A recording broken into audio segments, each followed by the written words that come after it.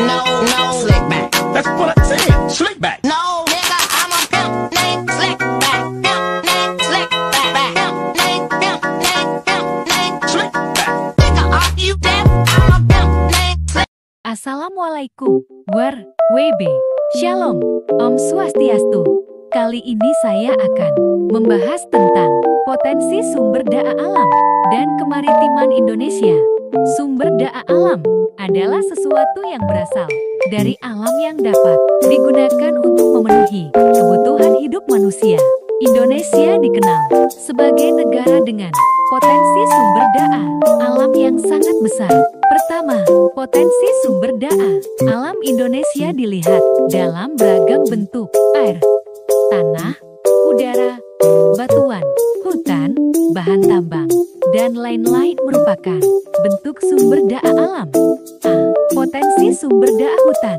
Luas hutan Indonesia berdasarkan data dari Kementerian Lingkungan Hidup dan Kehutanan tahun 2020 seluas 66,3 juta hektar. Hasil hutan sebenarnya tidak hanya sekedar kayu dari hutan tropis yang dimiliki Indonesia, juga dihasilkan buah-buahan dan obat-obatan. Hutan juga menyimpan kekayaan flora dan fauna yang sangat besar. Secara umum, jenis-jenis kayu dan sebarannya adalah sebagai berikut. 1. Kayu keruing, meranti, agatis dihasilkan terutama di Papua, Sulawesi, dan Kalimantan. 2. Kayu jati banyak dihasilkan di Jawa Tengah. 3. Rotan banyak dihasilkan di Kalimantan, Sumatera Utara, dan Sumatera Barat. 4. Kayu cendana banyak dihasilkan di Nusa Tenggara Timur. 5. Kayu rasa mala dan akasia banyak dihasilkan di Jawa Barat. Hutan telah mengalami banyak kerusakan, padahal hutan memiliki banyak manfaat. Berikut manfaat hutan, di antaranya yaitu: 1. Menyimpan air hujan. 2. Tempat hidup bagi flora dan fauna.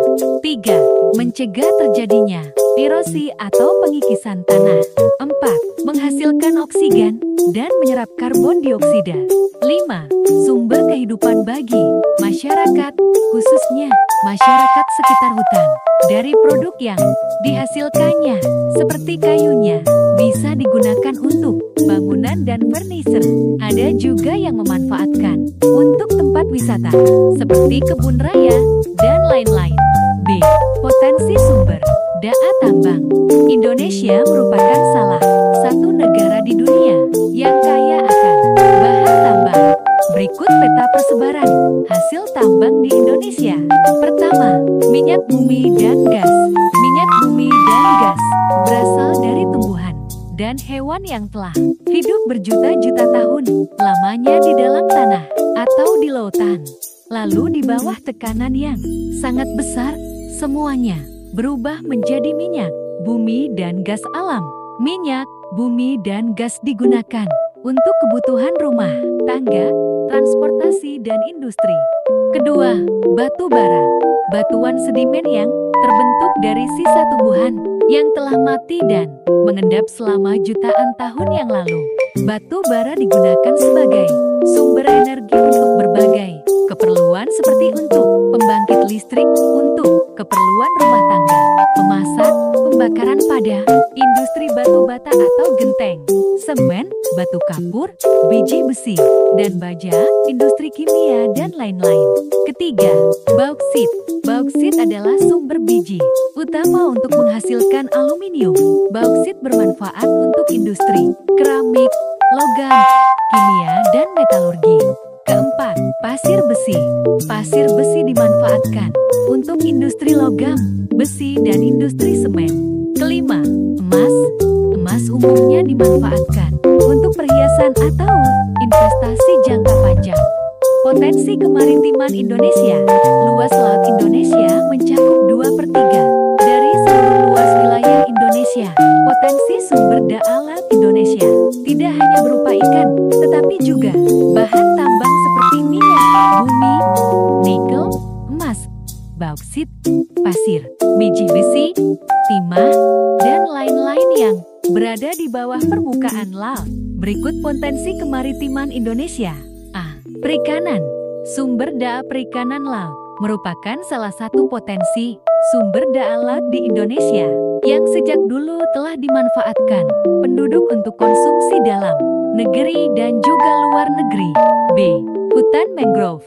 Hutan mangrove, hutan bakau, adalah tipe hutan yang berada di daerah pasang surut air laut. Saat air pasang, hutan mangrove digenangi oleh air laut memiliki manfaat secara ekologis dan ekonomis. Fungsi ekologis hutan mangrove adalah sebagai habitat tempat hidup binatang laut untuk berlindung, mencari makan, dan berkembang biak. Fungsi ekologis yang lain dari hutan mangrove adalah untuk melindungi pantai dari abrasi air laut, serta dapat berguna sebagai penyaring air secara alami. C. Terumbu karang.